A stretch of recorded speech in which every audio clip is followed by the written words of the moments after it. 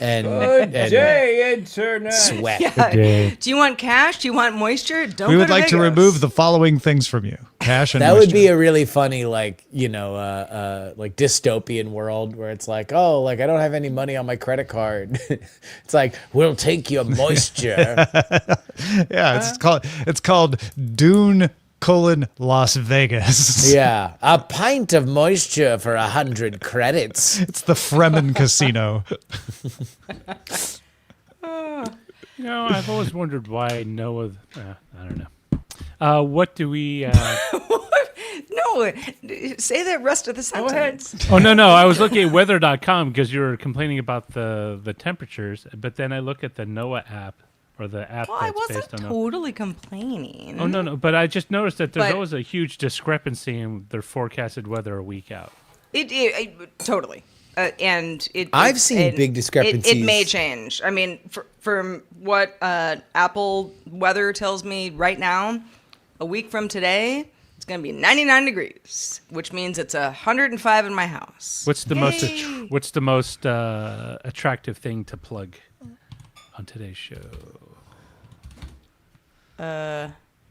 You mean, like besides K-pop? myself? So does Netflix. What, do you like me? Come watch. Yes. What's the most? Net- Justin or, obviously K-pop has the packs best hair. Okay, invade Roger. Silicon Valley. Fine. There was a big discrepancy between whatever the Amazon assistance gets its weather and Apple today. Because Apple today has it at 93, and the Amazon assistant had it at like 100. I was actually like, I noticed wonder that why too that's because happening. I've got an Echo show in the kitchen. Yeah. And that's usually the first time I just, when I get up in the morning, making coffee or whatever, I glance and go like, oh, okay, that's the high of, today. And then I always go to my iPhone and just sort of go back and forth a little bit. And even the iPhone and the Apple Watch don't always have the same. I wonder why. And I also do because I'm like, it's all coming through the iPhone. I don't have cell service on my Apple Watch. That's a Same segment Wi-Fi or network. a series is What's like tech going on? mysteries. Little tech mysteries. little tech mysteries. Yeah, because I'm looking at my weather, and my Apple Weather app and the Weather Channel app both agree that it's going to be 89 a week from now on Monday.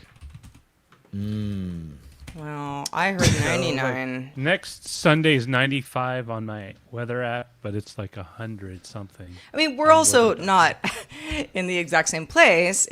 We're all in Los the big Angeles, though. LA It shouldn't be basin. a 10-degree swing. I am not. Oh, none of us are 10 by the ocean. 10 degrees If swing. we were like, you're- if we were one of us were living on the ocean, then sure. But Yeah. like, then yeah. So I don't know what part of the town because for me, Sunday's 101, but my app says 95. Well, hold on. Sunday says 91. I'm gonna my phone. Yeah, but I'm not down by you. You're basically in the same climate. Our temperatures are never more than a couple of degrees difference. I'm in Northern California. Oh, I forgot you weren't in Glendale. Oh, okay. I forgot. So you are definitely going to be hotter.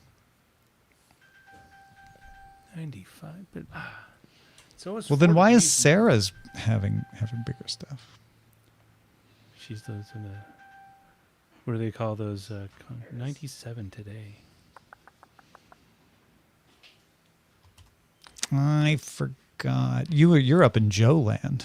You and Joe would have more similar climates. I except live that about- up there you walk 2 feet and the climate changes.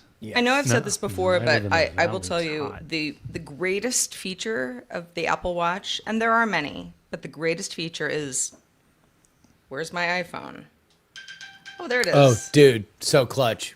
Oh my gosh, all day, every day. Inappropriate how much I And people hit say, that how button. can you lose your phone? And I'm like, I don't know.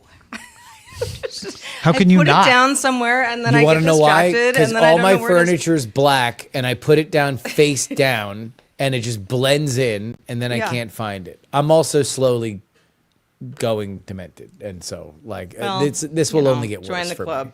me. Yeah. I put okay. my AirPods down the other day, and then turned around and couldn't find them and had to use Find My. Many such cases. Many under such a cases. pillow or something. I mean, when I'm not wearing my contacts and I have my glasses right here, yeah. I often am like, where are my glasses? Takes me all day. Oh, they're literally on my person. Okay, so the weather has backed off. It is not going to be Back 99. off, weather. Yeah, it's more just, mid 80s for the foreseeable future. So, okay, I'll take it. I saw one of the craziest videos today. That was a fully AI Was it a video. Python eating an alligator? No, it was a fully AI It was video. an alligator eating a python. That's less stunning, but yeah. And it was a bunch of people talking straight to camera as if they were from the 80s, talking about how cool the 80s are and how awesome things were in the 80s, but specifically that 2025 was or 20 like our modern world was not as cool, and you should come back to the 80s. Come back to the 80s, like as if it were a place, right? Yeah. But it's all AI, right? And then the channel, or I guess where I saw it from, was like what's the point? Nostalgia Like, Max. what's It's just because when you think about it from the modern perspective, what kind of stuff do people like to see? Nostalgia videos that critique modern society. 100%. And many people had their heyday in the 80s or remember the 80s as a fond time, or our kids that have no concept of the 80s beyond the art that we make today that makes it a golden era, and they would like to live back there in the same way. It's classic rock. Exactly. For us. In the same way that so- when I was growing up in the 90s, they lionized the 70s. So the 60s. weirdly, as you mentioned the 80s, Justin. Yeah, I I don't never even know. understood that either. For whatever reason, I ended up going down a real rabbit hole of just like 80s and early 90s stuff where there were a lot of PSAs about like kids having a safe word with a parent. So that if somebody comes up to you and says, hey, your mom's been in an accident, you have to come with me into this van, you say, well, hold on, what's our safe word? And I presented this to a few friends, and like one friend is like, nope, yep, we had a safe word. And everyone else was like, really? I mean, were you worried about getting kidnapped? I'm like, no, but our parents were. Yeah. That's just, I remember the worry about your kids getting kidnapped and my parents having talks with me, like if a stranger asks you to go with them, don't do it. But we never had like two-factor authentication on that. That's totally what it is. 2FA.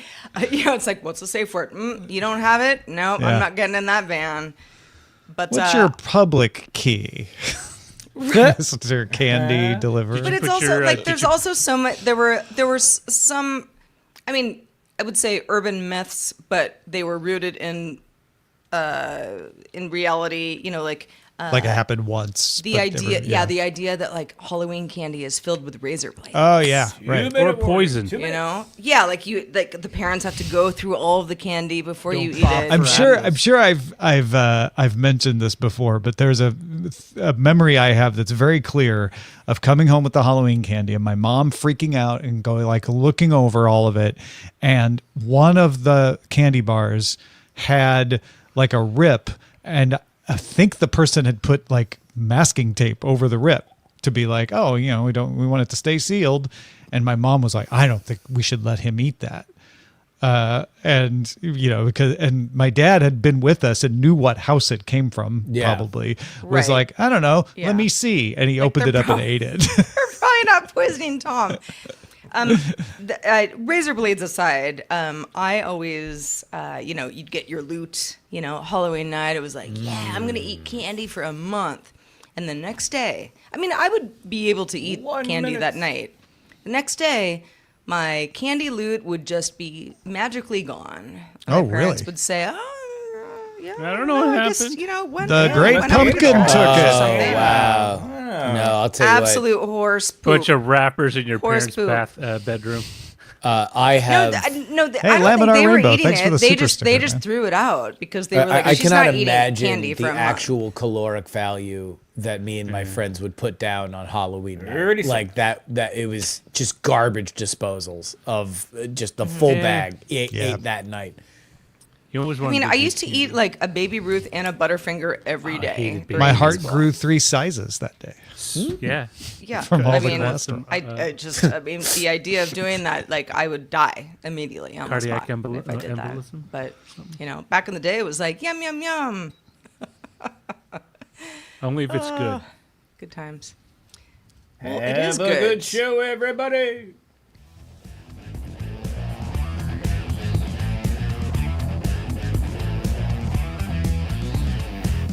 Good day, Internet. This is DTNS Live for Monday, August 25th, 2025. From Studio Animal House, I'm Sarah Lane. From Studio 7 in Los Angeles, I'm Tom Merritt. From deep in the heart of Texas, I'm Justin Robert Young. And I'm the show's producer, Roger Chang. DTNS Live is made possible by you. Big thanks to everybody who supports the show, including Mike Akins, Norm Fazekas, Jim Hart, and our brand new patrons James, Whoopi, John, Patricia, Mark, Kevin, Steve L., and Anthony, who all over the past week Oh my have gosh, joined us. what a fun new patron group. Welcome all. You Welcome can't spell all. Steve L without evil. That's right. That's right. You can't forget that. Welcome all to DTNS Live. This is the show where we discuss the tech news to help us all understand it a little bit better. We had Experiment Week last week, so we did some really fun stuff, but we didn't do DTNS Live last week. Justin, did you miss us? I had a gaping hole in my schedule, and I spent the entire Monday on pins and needles wondering when I'd be able to come back and talk to my friends and you, the dear listener. Aw. Tom and Roger, what about you guys? Would you do? Eileen and I got out of town. town, had a good week, a little bit of rest, except that I burned the crap out of my legs in the sun, but it's my own fault. So I was like, did you fall into I fell into a pit of fire lava. pit? Yeah. Yeah. Turns out that sign that says don't get too close to the lava, they mean it. So, yeah. What about you, Raj? Nothing fun. I basically did all the stuff I've been meaning to do, but haven't been doing, and had some free time to do it. I get that. We were talking, Rob and Roger and I were talking the week before Experiment Week, like, what are you going to do this week? And it's like, just things that are on my bucket list, but like not a fun bucket list, just like I was gonna say, stuff like I a- have to do. yeah. Yeah, chores. Basically, Like they're the bucket, chores. in your case, the bucket list was like empty the bucket, buy a new Empty the bucket, bucket, repair I the need a new bucket. bucket. Bucket-centric activities. Send Yeah. people this, pay that, mow the lawn, all Should that I stuff. vacuum today? It's kind of hot. Maybe I do that tomorrow. Yeah, just really That fun is thing. a truly amazing reframe, though, Sarah, to make your daily chores your bucket list. To I take like it, something yeah. with, it's like before I die, I need to complete I need these to wash clean the the tasks. dishes. toilet. I mean, I will say there is and I think we all can agree. If you really check a lot of things off of that list, it does become like, the bucket list. I did For it. sure. I Yep. did it. Oh yeah. No, there's a momentum. There's like a to-do list momentum where you get past like the fourth one and you're like, I could do anything. I'm gonna get my master's degree in a day. I'm Superman. Online. Right, Yeah. and I'm going to do the dishes. Well, if you are watching us live or listening, you can name this episode. We do it every day. Head to dtns.showbot.tv to submit titles and vote on them as we go through the show. We will also check back in on the votes at the end of the show. So, we're counting on you to be very clever and very witty. We know you already will be. But without further ado, let's kick off the show with a few stories that caught our eye today. Google has announced a developer verification requirement for all apps installed on its Android devices, not other Android devices, just the ones that come with Google Play services. But it applies to apps whether you get them from the Google Play Store or not. It applies to side-loaded apps as well. This is going to be an OS level thing. The program will verify the identity of developers. It will not check the content of the apps, just making sure that they know who it is that made the app. So if you have a problem, you can figure it out yourself. That program starts rolling out in October with requirements in full effect by next September 2026. X Corp and XAI jointly sued Apple and OpenAI, claiming that ChatGPT and iPhone integration stifles competition. The lawsuit alleges that Apple deprioritizes rival apps like Grok, which obviously X makes, forcing iPhone users to default to ChatGPT, and gives OpenAI access to billions of prompts, creating an unfair advantage. Scale issue. I mean, yeah. Who wants to go first on talking about XAI? The only thing I want to add is that X Corp actually is owned by, or XAI and X are one company now, which I'd forgotten that happened back in March. Mm-hmm. Yeah, I hope XAI and Grok continue to develop their models. I think that is a better use of their time than debating App Store rankings. Spanish laptop makers accidentally leaked what appears to be an AMD mobile CPU roadmap that goes all the way through 2027. Highlights includes a new Zen 5 based refresh called Gorgon Point, and two Zen 6 processors, Gator Range, chip positioned as a replacement for Fire Range, and Medusa Point, a monolithic APU that combines different core types, as well as a integrated GPU that's possibly targeted at premium notebooks. So what's the big takeaway on this one, Roger? The big takeaway is that AMD continues to press its advantage, especially in the mobile arena, which historically they haven't done so hot in, but they have picked up a lot of momentum, not least of which is Intel has fumbled the ball more than a few times. Yeah. No, I get you. I mean, I could have guessed that without seeing a leak of the roadmap. Was there anything surprising on here? What's surprising is that most of it up until 2027 is just refreshes, so there isn't a big standout, at least on the mobile side, where you're going to see you're going to wait 3 months, 5 months for this because it's going to blow the doors off what you already have. The surprise is there are no surprises. Yeah, it seems to be more of a refinement of the existing processes that they have. Well, those were 3 top stories that caught our eye today, but wait, there's more.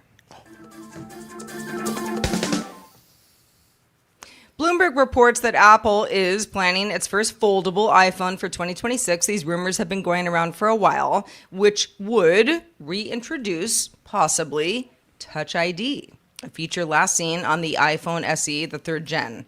The device would use in-cell touch sensors and keep the screen thin and reduce creasing, and is rumored to feature 4 cameras and color options, including white, black, light blue, and light gold. Bloomberg also reports that Apple may launch an iPhone Air this year. If the schedule is consistent with Apple, that would be something that would happen within a few weeks from now, with a single camera and an A19 chip. Now, before we talk about the idea of the iPhone Air, I just want to say, am I the only person who really wants Touch ID to come back? I don't think you're the only person, but I don't miss it. I liked it, but I don't miss it. Every once in a while, I'll be like, oh, I have to look at my phone to make something happen, and it would be nicer to hit it, but yeah. I like having a full screen. I missed it during the pandemic when I had to wear a mask, and then they made the mask thing. But then I just got a new phone a couple of weeks ago, and it asked me whether or not I wanted to set it up for mask wearing, and I was like, no, not really. So I don't really use it. The big thing that I thought was an upgrade on Face ID was that I didn't have to have my hand in a specific position to open it like I did with Touch ID. Now I can just kind of handle it however I want. But I do not miss it in this form factor. It might be different on a foldable. Yeah. I mean, I remember when the Touch ID was replaced by Face ID, and the whole idea was that you get more screen real estate on an iPhone. Yeah. And so I get it. And yeah, it works for the most part. Sure, the mask era of our lives was just weird in general. But I just always thought, like, it didn't really bother me that there was a button on the bottom of my phone. I also have Touch ID on my MacBook Air, which I use, all day, every day, because every time I walk away for 30 seconds, my screen is locked, and it's just a really great way to get back into the system. I wonder, just kind of, again, looking forward to a year from now or more, what is this Apple foldable going to be? Because foldables exist. Yeah. People who like No, foldables they don't. already Actually, like this foldables. is the first time that anyone's Yes, ever yes. invented. I've Apple got is the new reinventing a thing iPhone that right already here. exists. They're It's gonna called the pioneer Pixel the foldable. Yeah. No, but I really am curious about how Apple will position this. Let's just assume this is happening.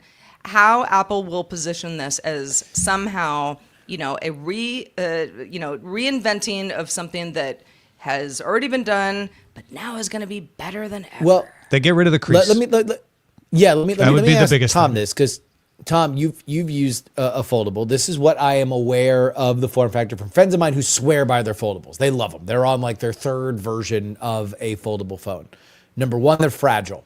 It's easier for things to break when you just introduce the idea that things are going to move. So the screen can break, the hinge can break. There are more points of failure to it. Is that something that you have experienced? I would not say they're fragile, because that makes it sound like, oh, I have to treat it with kid gloves, which I don't. I treat my foldable the way I treat all my other phones, but you're right. There are more things that can go wrong, right? Yes. So there is a situation where you're like, oh crap, I broke the hinge or I got some dust in it. I haven't actually run into that, but it is something I think about, right? Which I don't have to think about with other phones. I will say also, I got used to really fast being able to have a bigger screen at a moment's notice by unfolding it. And I don't see the crease anymore, but it would be nicer if it wasn't there. Like, you mean I you can- don't that's see the it other- because the other thing. you've gotten used to it. I've gotten used to it, but yeah, It's there. I imagine The crease, Apple could yeah. make a big deal if they said to all the skeptics, hey, you won't have to hope you get used to the crease like Tom did, because it's not there from the beginning. Yes. And it does show That's- up every once in a while. I'm watching a video and I'm like, the crease isn't there. But yeah, it doesn't really ruin my day or anything. But it is something that had a learning curve to it. That is what, Yeah. when you see the Faster folding than I would have phones, expected, but it's there. Even, Yeah. Even the top of the line ones, if you are not using it, if it's not a daily driver for you and you just look at it, it is something that does stand out more than at least the marketing materials would have you believe. It is a part of it. And there's there's no Face ID, no visual thing. They put the touch sensor on the side here on the Pixel Fold. I love that, because I can unlock it just by picking it up. Now, there are times I wish it had facial recognition because I have gloves on, or, I don't want to have to think, wait, where's that button? Because with facial recognition, you can just automatically log in by launching an app, right? But it's not a bad solution for that. I've always wondered if they would try to make it in a way that you could use it with one hand. You don't necessarily need both hands to a trigger that would pop it open. Something like what Sarah was saying. How do you differentiate it? Like, it would be the ease, the convenience of use. And what's more convenient than not having to, do this all the time you want to? Yeah, just like pop and it opens up. Yeah, get Or rid of the if- crease, make it easier to open, make it perceived to be less fragile. It's got I don't know. Here's the other question that I would have is that when it's folded in, it's always felt like a weird mushy middle form factor as a smaller. That's phone. why I like the Fold, because Okay. I always feel that way when I pick up a Galaxy Fold, but the Yeah. Pixel Fold, it feels like a phone. Gotcha. when I hold it, and they're getting thinner and thinner. That's the other thing. We talked about Apple doing an iPhone Air. I imagine that's the story lead up is, we brought you the Air, the thinnest phone, but what if we had two Airs together? They're still thinner than a regular phone. It's blah blah. That feels You very see Tim what- Cook. Yeah, it does. I cut you off, Sarah. Sorry. No, it's fine. I just because I recently, and I talked about it on the show, or did I talk about it on the show? Maybe I didn't because we were off last week. I don't know. Dropped the iPhone, my iPhone, my 15 Pro Max, down 2 flights of stairs onto concrete. Yeah, bad news. Had to go to the Apple store. It was a whole thing. Everything's fine now.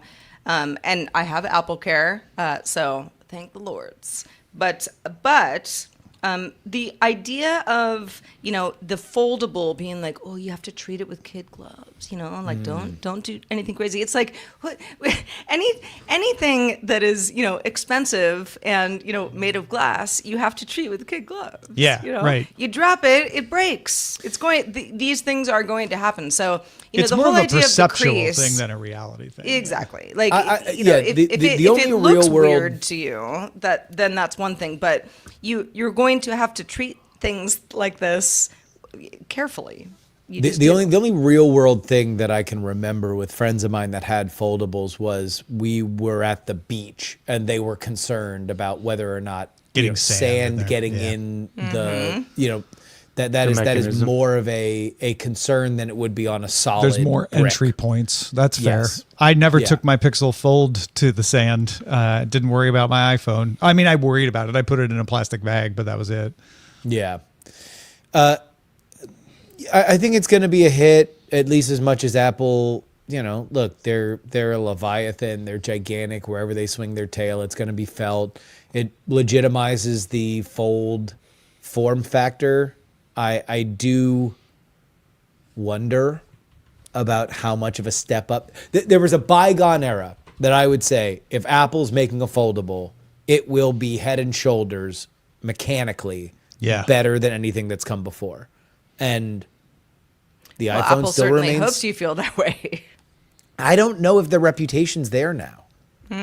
Well, I think I could see it being above what has come before because they're going to put a higher premium on. They have the license to charge as much as anybody has charged for a phone like that. So they're going to go for the max out on the materials. But I don't know if on the design side, there's going to be some new revelation, or it's just going to be what Tom said. They launched the Air this year, and then next year it's like 2 Airs welded together. And for those of us who are just, we're Apple faithful, right? It's like if I haven't had a foldable before and Apple launches a foldable that looks pretty great to me, then that's just going to be the one that I try for the first time. It doesn't mean that it's the best one, but it's in the ecosystem that I want.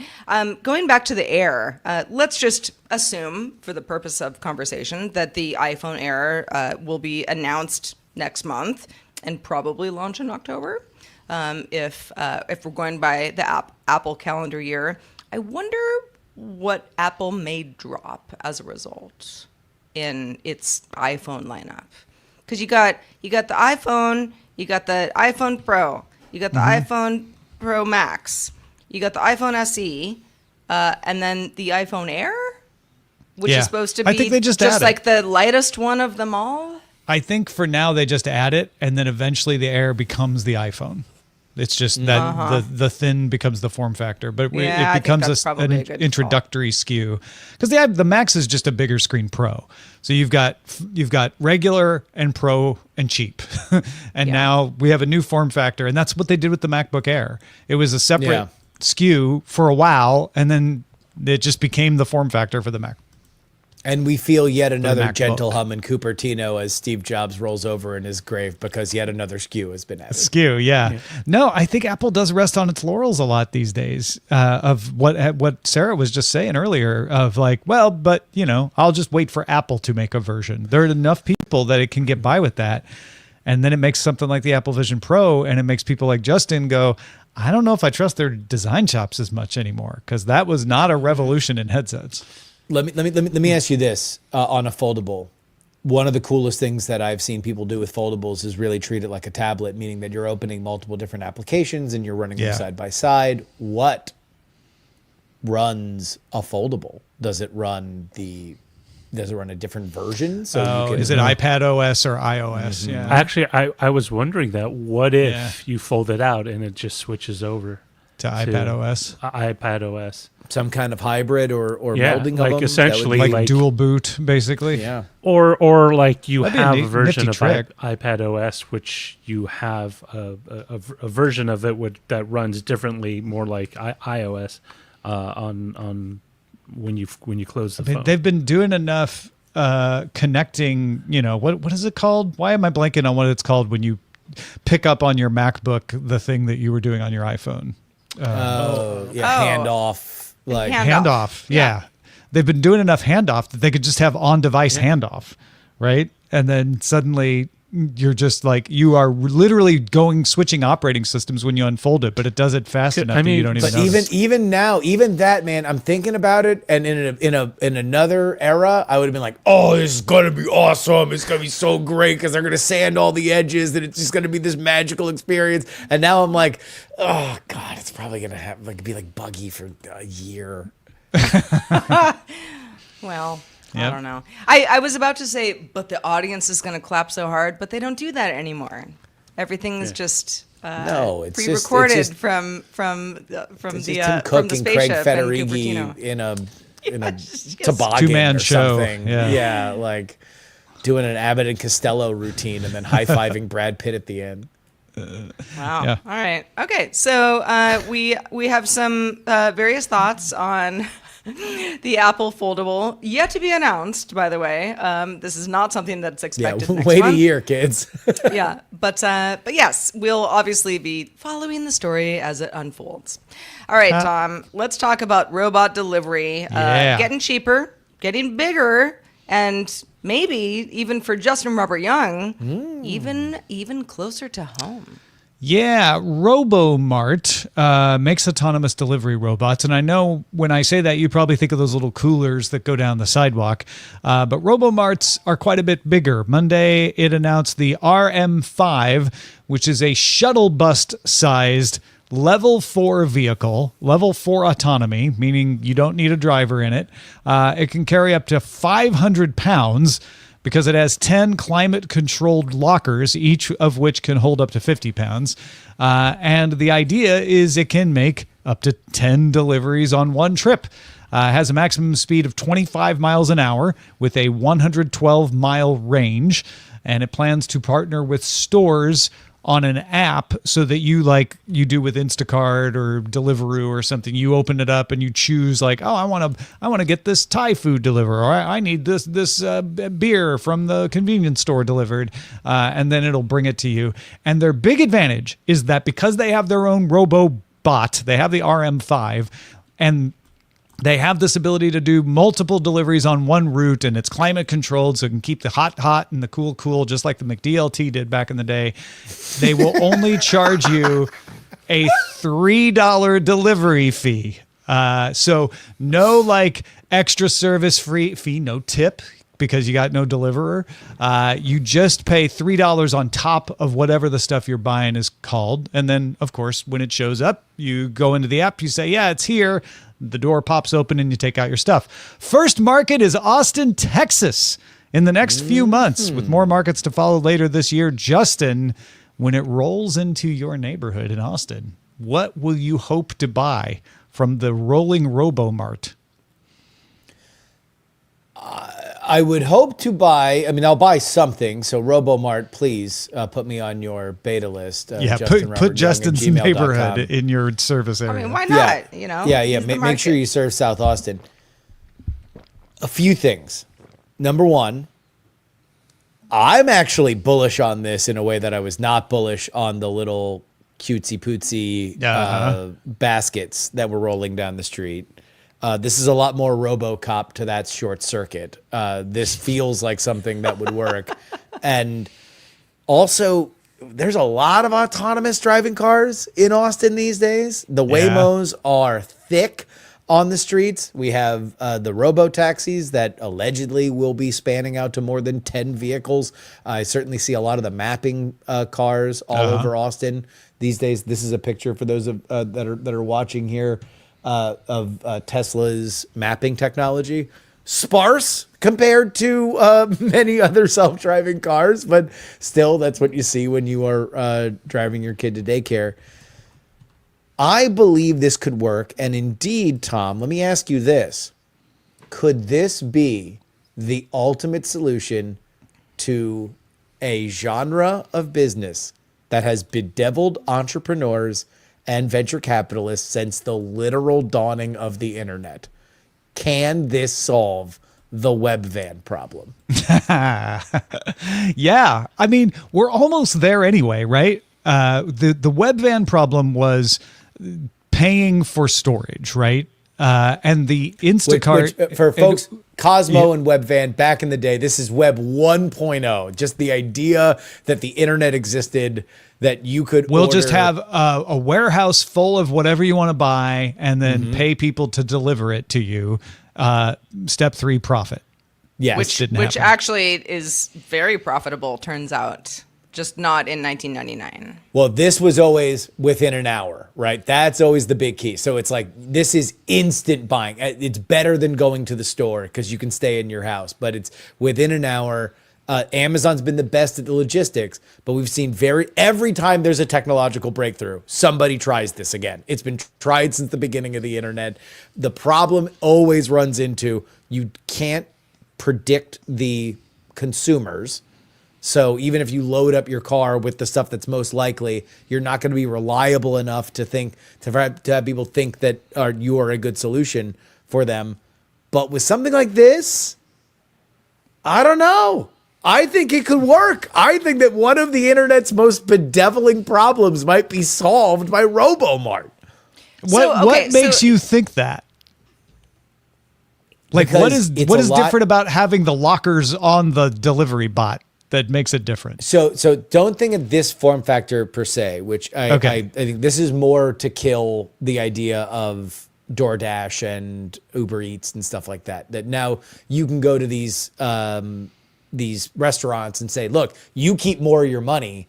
We'll be able to offer a cheaper price for everybody compared to what they're saying. You can charge us or charge the customer full freight. We're going to be a cheaper delivery service. And so now people will be more likely to go use our service. That makes sense for that.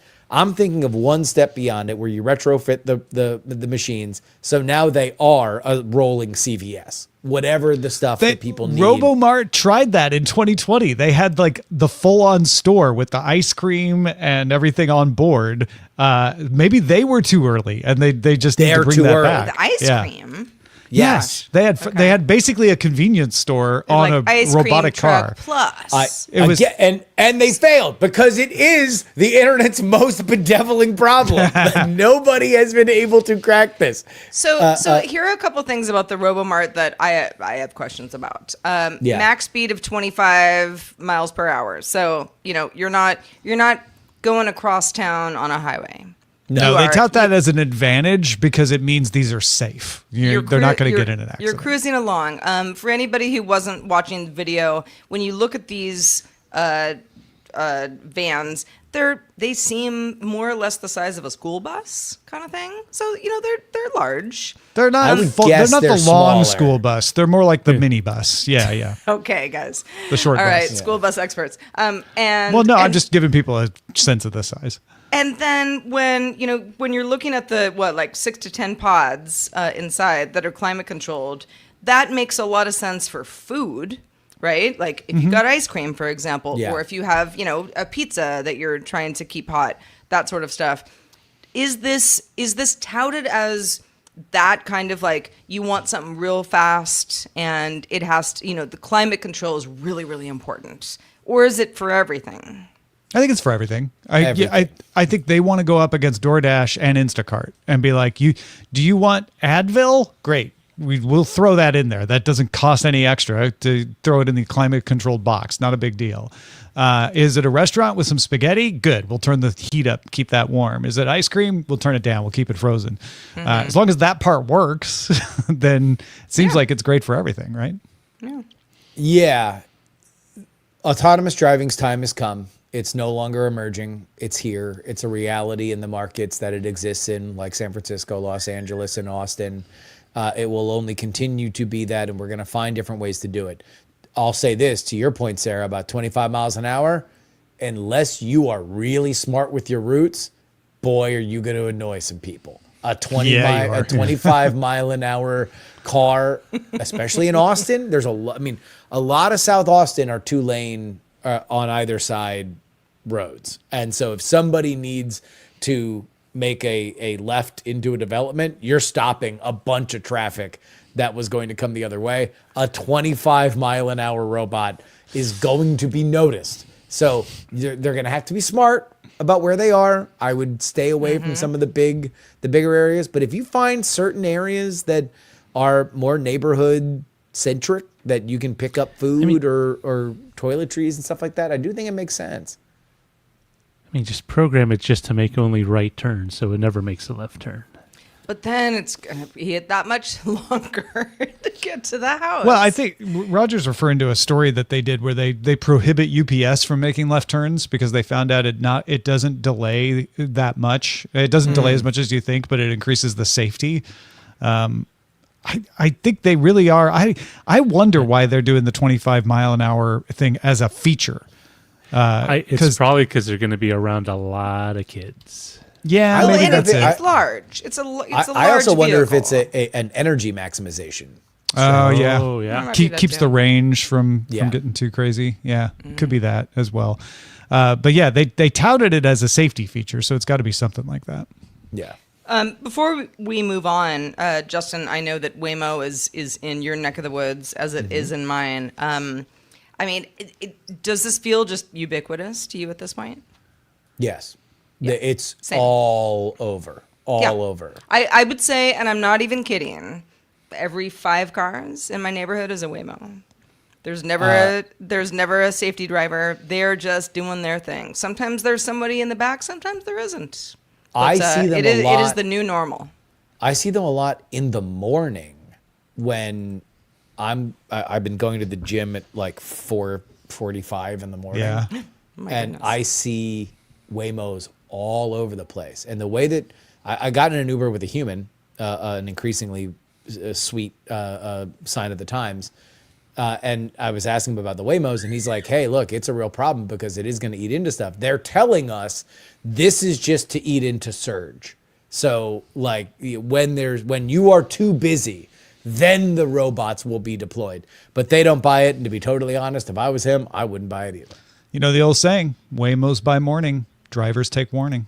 Stop it. Boom, Waymos boom, at boom. night. Let me hear you say it. Driver's delight. I don't know why. That's the saying. Hey, what sayings do you want us to talk about on the show? You can let us know in our subreddit. Head on over to reddit.com/r/Daily Tech News Show. Well, last I checked, it was only 2025, but a lot of people seem to be gearing up for the 2026 U.S. midterms, including Silicon Alley AI firms. A new PAC has been established to defend the interests of the industry. Justin, you've been following this story. Indeed. And it is the second major, and when I say major, I mean triple-digit millions per round super PAC that has come out. You had a crypto PAC that came out a little bit earlier last year that played into the 2024 presidential race. That was seen as very successful. And so AI is now in the game. Andreessen Horowitz funding it, as well as Greg Brockman from OpenAI. Leading the future is what it's called. So when you hear that name read in super fast voice tone, you'll know that this was about AI. And I think it's going to have an effect, indeed, on all of my other panelists here sooner than you might think. How's it going to affect me, Justin? Yeah. Well, Tell us Tom, more. there is a big proposition that is coming up in November where the California state legislature is looking to eliminate, they say temporarily, the independent commission that draws congressional districts, Right. because they The would like to add. gerrymandering thing. I've been hearing about this on Politics. Thank you. Indeed. So the language around it is very political and will probably define whether or not it's going to pass or fail. But the question then becomes, if you are this organization, do you believe that it is better or worse for you that the Democrats might gain 5 seats in the House? Because the crypto people very much believe that it's bad for them if Democrats get 5 seats in the House. And they will put a lot of money into defeating Proposition 50 by whatever means that they are going to determine to do it. Right now, Leading the Future seems like they are saying that they want to play in a lot of these state races. So New York and California, Nevada, there's a few that are looking to regulate AI models. That's something that they very much don't want. They tried to slip something in the One Big Beautiful Bill when that passed earlier this year that would have banned it federally. That fell apart. But the question of AI regulation and where it lands on the political spectrum is going to be fascinating to watch. And at this point, I see it more emerging, regulation of AI, more emerging on the left side of the aisle than I do on the right, specifically when it comes to environmental regulations, as well as job elimination. I've heard more liberal voices talking about that than I've heard conservative voices. And if this PAC is there to shape control over the House of Representatives, my guess is, just looking at it from where I am right now, is that it will lean more towards supporting Republicans than it will Democrats. So there's the political side of this. Leading the Future isn't just about AI. I think that's an excellent point. What other things are they going to try to go after outside of the midterms, right? Like, are they going to try to scuttle any regulation the way they almost got stuck into the Big Beautiful Bill? Like, is that where they're going to throw their money? Oh, heck yeah, Tom. So remember that when you're talking about I realized I was million, pitching underhanded there, but yeah. Exactly. And I'm trying to crush it over the fence. So when you're talking about $100 million fund, that's something that could play in a presidential race. Imagine how many races it can affect on the state level, where you generally do not have a ton of name recognition. So, for example, when it comes to election day, and there are certain corners in your town that have signs that are put up, who pays for those signs? Usually either donors to a campaign or special interest groups that want to make sure that this candidate in a low visibility race gets elected more than the other candidate, because you have no idea, except when you get in the ballot, in the voting booth, that you remember seeing this name when you used to drive to Wendy's every day. That's what they want to do. They want to raise the salience of people that are not for regulating AI models on a state level. And the reason why is because they do not want to have to deploy different versions of a model state by state. They believe that that's going to be impossible. And so they need to make sure that nobody does it. Everything can be traced back to California almost passing a law like this 2 years ago. If they had done it, which they came very close, Gavin Newsom had to veto it, then this would have restricted the training of models going forward on a level that almost made OpenAI move from California to somewhere else. You are seeing this again, by the way, now as California holds the keys to the Public Benefit Corporation restructuring for OpenAI. And OpenAI has also just hired a bunch of different lobbying folks for Sacramento. But that's where they say that they are going to play right now, because on a technical level, they don't believe, and by they, I mean everybody who's in the space, Google, OpenAI, anybody, Anthropic, they all don't believe that state level laws are tenable for their business. Would you see this PAC advocating for federal regulation for some kind of as a way to just harmonize and get everybody on the same page? Oh, heck yes, Tom. That's what they want. They want something that gives them an onus somewhere between sensible regulation, regulatory capture, and enough of a safety blanket that people that are worried about AI feel comforted by Yeah, the yeah. existence of that law. Wherever the actual solution lands, they're going to be happy with it. But they screwed up with the one big beautiful bill because they did not give themselves homework. They Yeah. instead just put a ban on state legislatures, which rose the hackles of various different people. So what would be smart, and I imagine they'll probably do some version of this, is have a list of like, this is what should go into federal regulation for AI, and then they'll support any candidate that signs on to that, right? It's like, yeah, I will support the responsible AI bill once I get elected, and then Leading the Future starts to help them out. It's probably even softer than that, to be Yeah, totally you honest think? with you. If you are a pro-business person, then and your opponent is one of the people that would be leading the charge for this, then a PAC like this will fund your primary opponent and then will fund your general election opponent just to get you out. They just don't want your face in there if you're going to be talking about writing or pushing for a state level AI bill. The thing with these sorts of organizations that people get wrong is that they think that there is some agreement where you're pulled as a politician into a back room and they're like, you got to support the blah, blah, blah. And then they're like, okay, like if it means money. Yeah.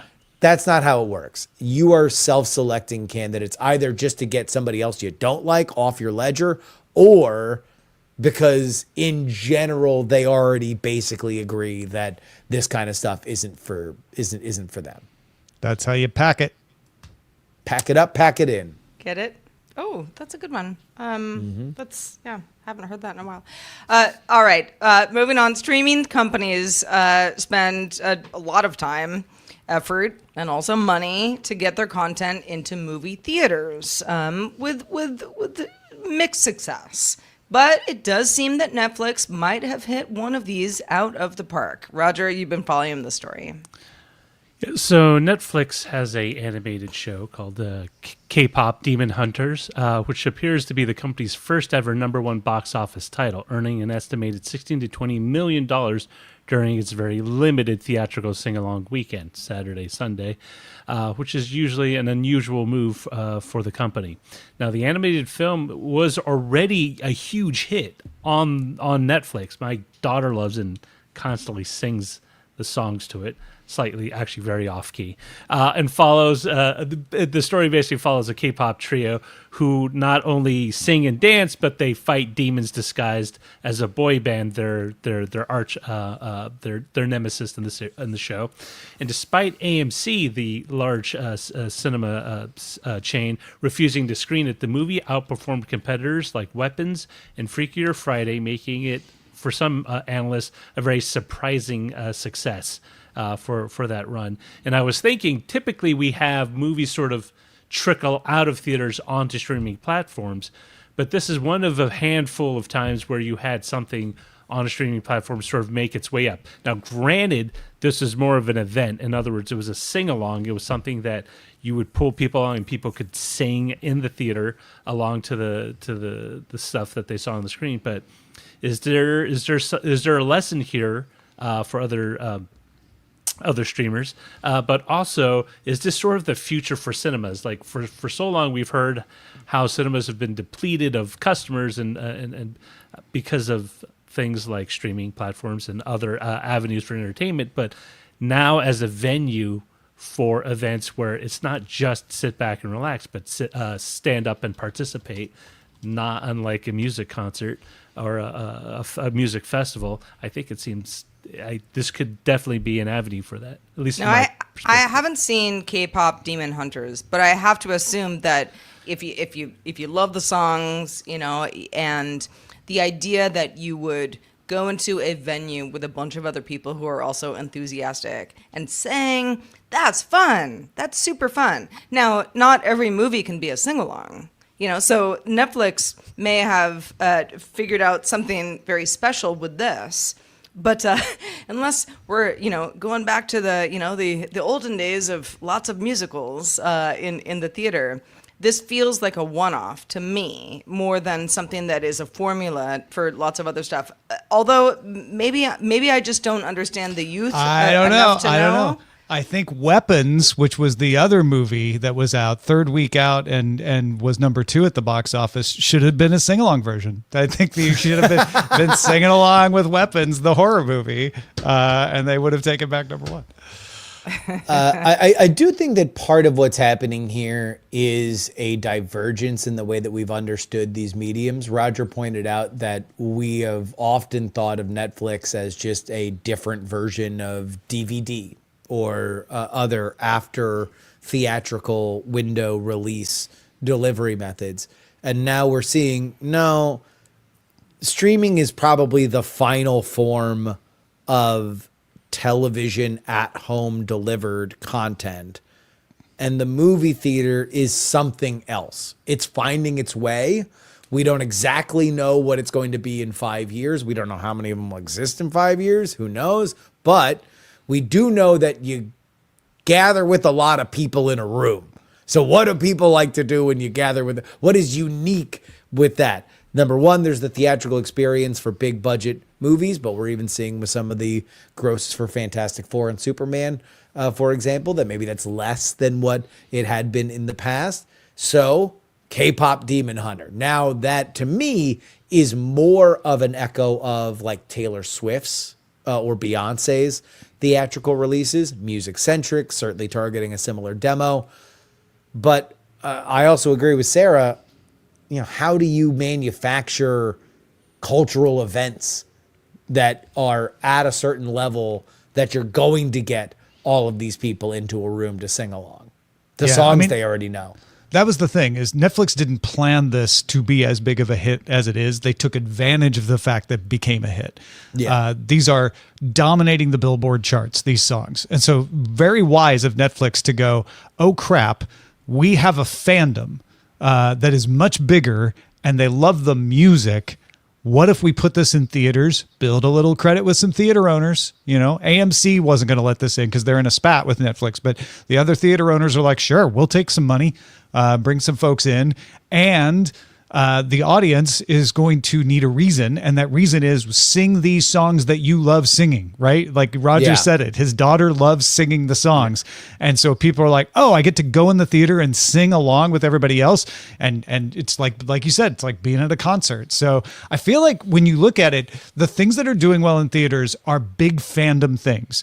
Movies are back when they have a fandom, like the Minecraft movie, right? Yeah. When they create a cultural moment, which you can't always predict, or when they take advantage of a cultural moment because you know it's there, the way Netflix did here. So I think this does point the way to the future of theaters. Not that everybody will do exactly what Netflix did here, but like look at where fans like to gather and give them a reason to do it. You see more and more bands putting movies into theaters, not just the way Taylor and Beyonce did, but sort of special events that only play for a weekend.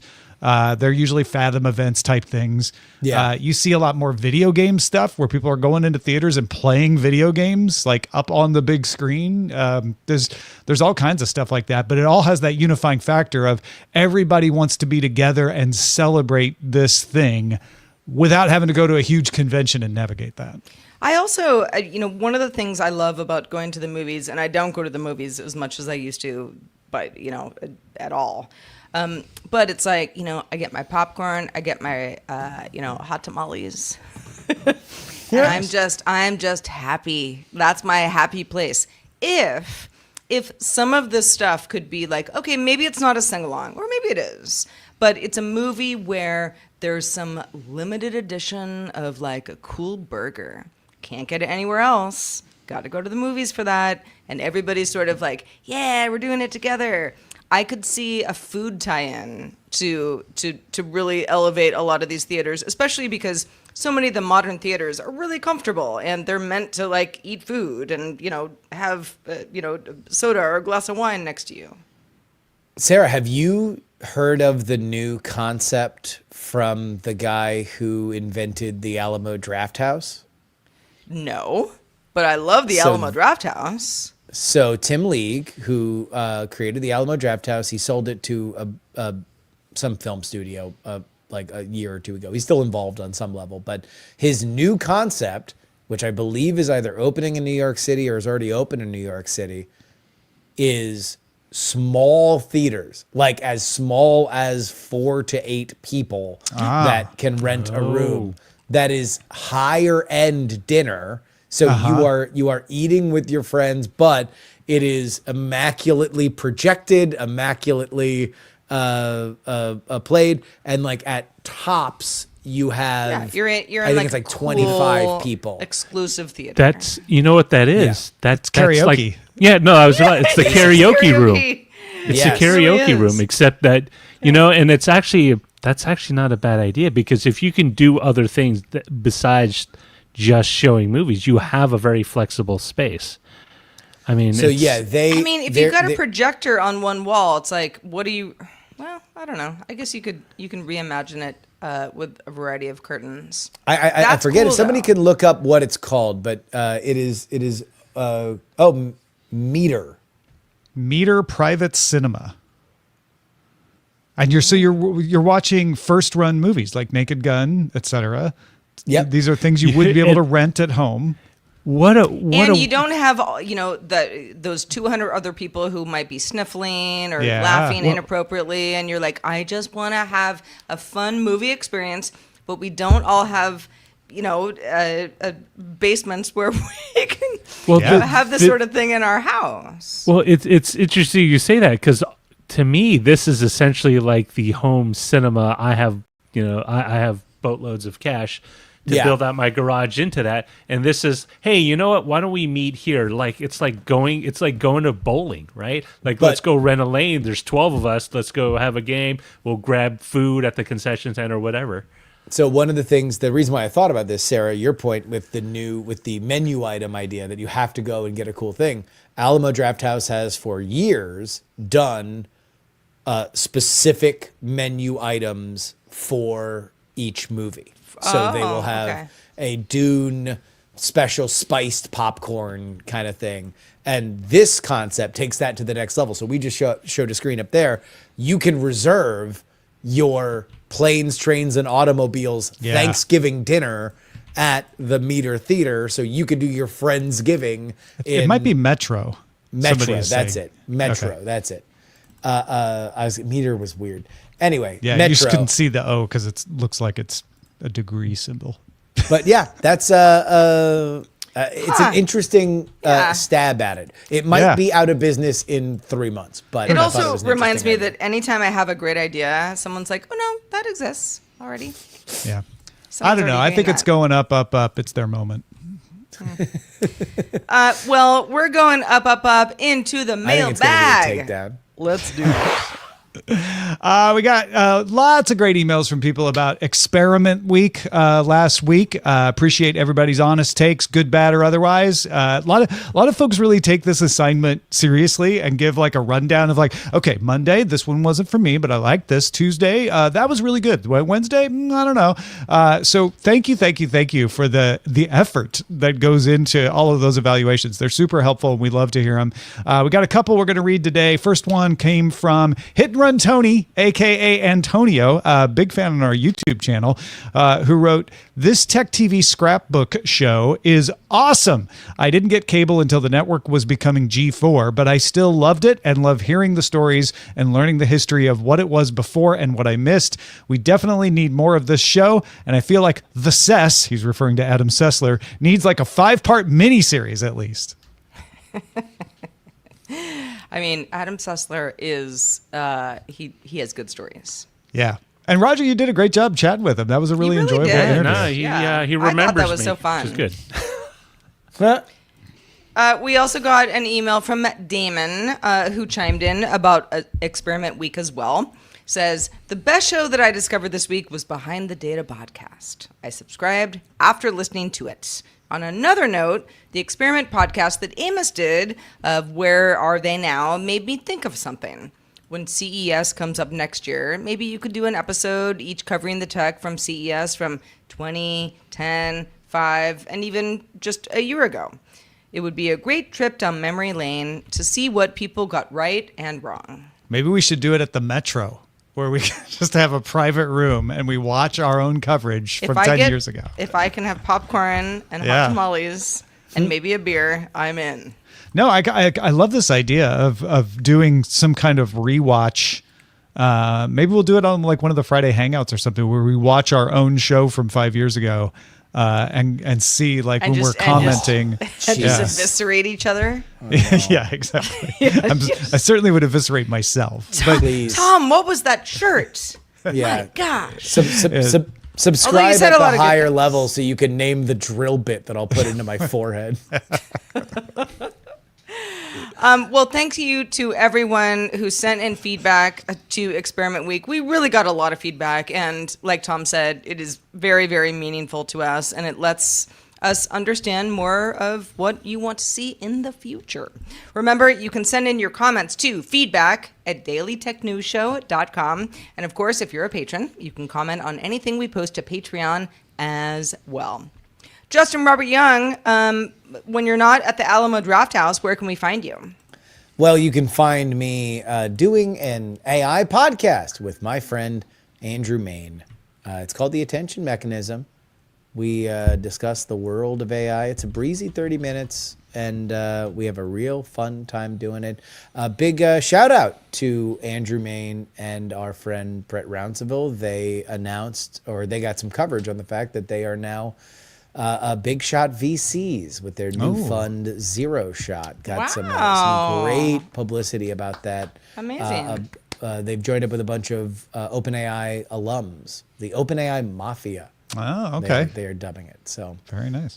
anyway, hear about the world of AI from somebody who actually knows quite a bit about it. The Attention Mechanism with myself and Andrew Main. All right, during the show, you were challenged to be clever, and you have succeeded. We are looking at the show titles over at dtns.showbot.tv. Top vote getter from Clinton Woodward, two-factor parenting. That's when you have the safe word. Mm-hmm. That musky new lawsuit smell from Fred 819. Zoe brings bacon with Netflix. Oh, crap, we have a fandom. Potent foldables. I liked JPEG 84's Waymos at night, a driver's delight. Yeah. That old saying, that old saw. Yeah. Waymos at night, driver's delight. Delight. Solving web van problems is another good one. High-end dinner in a movie, JPEG 84. Sarah, what are we going with? These are great. Well, they are. This was a tough one, but we went with Stealth Dave's The McDLT of Robots. Hot things, Keeps the hot cold side things hot cold. and cool side cool. Man. I'm New hungry. lettuce and tomato special. Hungry. The That original was name of the Jason Alexander, McDLT, right? In Yeah. that ad, it was George from Seinfeld. Yeah, I the believe famous so. McDLT Really? ad. I Yeah. don't remember that. Do you remember the original name of the McDLT? Because I just No. said it. And you, Was it it's McBLT? the lettuce and tomato special? Damn. That was the name? That was the when they were doing the test market. Can you imagine a bunch of people who were like, I want a burger. Lettuce and tomato special. No, I don't like that. Well, yeah, because the No. idea Make was it- that it make would it be a sound better. crisper lettuce and tomato. Yeah, if on anybody your doesn't know, sandwich. instead of it all in one container, there was a bifurcated container where your lettuce and tomato went on the bun in one side, and then the Yeah. burger and any cheese went on the bun on the other side. So the hot side hot, cool side cool. That's Yeah. that's, And that's then how I people- like my ramen delivery these days. Yeah, You know? the You keep the consumer broth away base from everything else until you're ready. resoundingly answered back, "We don't care. Just let us shovel this into our gob as fast as possible." Yeah, sadly, it no longer exists, and didn't have a McRib like commentary. No, nobody. plan. The only reason why I know about it is because periodically Seinfeld got popular, and the Jason Alexander ad debuting it Popped will it pop back back up. up. Yeah. Big thanks to everybody who supports us in all the various ways. Laminar Rainbow gave us a super sticker on YouTube at the beginning of the show. You are awesome, Laminar Rainbow. You're the best. We got Patreon raises from Bill, Mark, Ian, Zach, Larry, Whoopi, and Yukit. over the past week during Experiment Week. Thank you all for upping your subscription. And Zoe Brings Bacon gave us some bits. PC Milesy gave us some bits on Twitch. Theater Monkey back for the 71st month. Yep, free money. Churros y Palomitas back for the 36th month. Crucify MTG gave us a follow. We got shout outs from Technique and Jimmy the Brush. Thank you, everybody who supports us in all the various ways, including patreon.com/DTNS. Now, folks, if you haven't heard already, we have a schedule change starting next week. We've talked about this on Patreon, but if you're not on Patreon, DTNS Live is going to a weekly release starting next Thursday. I explain about the change in depth at our Patreon. It's a public post. You don't have to be a patron if you want to access it, but here's the short version. You'll get a more focused and longer weekly episode, which will give us the room to do some other things, like a weekly episode of Live With It, our product review show. And for those of you who like watching live, we're still going to have live streams throughout the week. I'm going to live stream my editor's desk. I'm going to return to doing office hours again. We're going to have a hangout on Fridays. All of that starts next week. So if you're next week, you're suddenly like, wait, where's the show? That's what's going on. You're going to have some different stuff in your stream, and we're looking forward to the new stuff. You can watch us live at 4 p.m. Eastern, 2000 UTC here on DTNS Live, and find out more at dailytechnewsshow.com/live. Thanks for watching and listening, everyone. We'll see you again tomorrow. The DTNS family of podcasts, helping each other understand. Diamond Club hopes you have enjoyed this program.